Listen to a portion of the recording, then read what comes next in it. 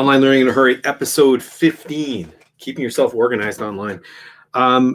People who know me would probably tell you that maybe I'm not the person you should be coming to for keeping yourself organized advice, but I would argue that makes me the perfect person. I started doing online learning a long time ago, basically because I was struggling with organization in my first faculty position. I had 270 writing students and the organizational skills of a small rodent. So basically, I took little chunks of paper and crumpled them up and shoved them into corners and tried to find and I could not keep it organized. And using a discussion forum for student writing submissions was my entryway into being organized, because when you have students submit things in a learning management system and they use their name and they sign in and they post it, it means you just have to click their name and all of their work shows up, right? And it gave me a chance to do participation grades in a way that made sense, rather than trying to find all the scraps of paper students had handed in during class, right? It was impossible. So the technology can actually help you keep yourself organized.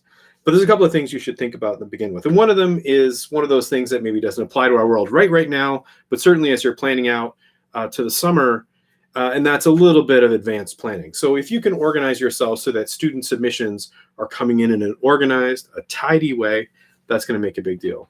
One of the things about that I very much encourage you to do, particularly if you've got students who are more advanced, like third, fourth year students, graduate students, is to put a lot of that responsibility upon your students and say, look, I need you to keep your stuff organized so that you submit it to me in an organized way. That can be a little frustrating at first, I will grant you. But if you say, I need you to have a document that keeps track of all the work you did, and I call it a learning plan, right? So what the student is responsible for doing is you might give them a chart of things they need to get done, and then they go in and say what they're doing for those things. And it becomes a reflective piece and a really nice kind of almost like a portfolio, but a really, really pared down one. And it's more just an organizational document that allows the student to manage the work that they're doing, to say what they've done, to make clear statements about what they thought was important to them to the term, with links to the work they've done. What that also does is allows you to let your students do their work in public. So if they write a blog post or they comment on something, they're responsible for bringing those links into one central document and telling you how to get there. So that's a way of stitching together the work your students might be doing on the internet in a variety of different places, but really putting that responsibility to the student.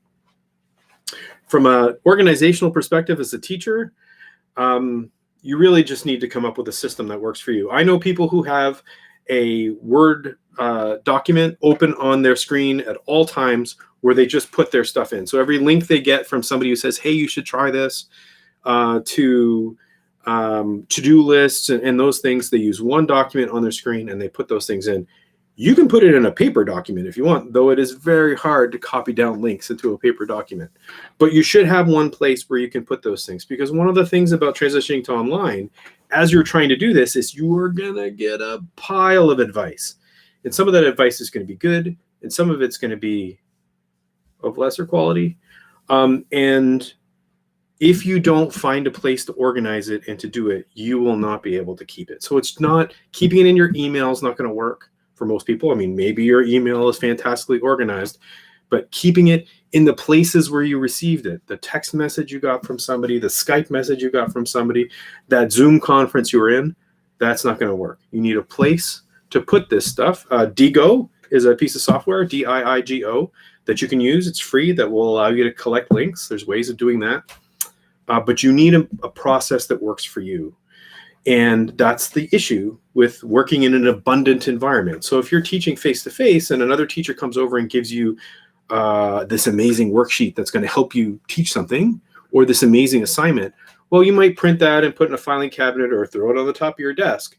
But when you throw it on top of your desk, even if there are 5 coffee cups and a whole bunch of other papers on that desk, it's still there on that desk, and you know you can find it. When it comes to things being digital, that's not necessarily true. So I heartily, personal knowledge management, Harold Jarkey, a colleague of mine, has some amazing stuff he's written about this. But personal knowledge management, organizing the knowledge that you have, the information you get about online learning, the tips, the links, all those things, keeping them organized is maybe the most important change that you're going to have to make moving online. Because if you don't keep it organized, you're going to spend all your time looking for stuff. You're going to get frustrated, and then you're going to resort back to the way that you did stuff face to face. And the real potential of learning online is going to get lost.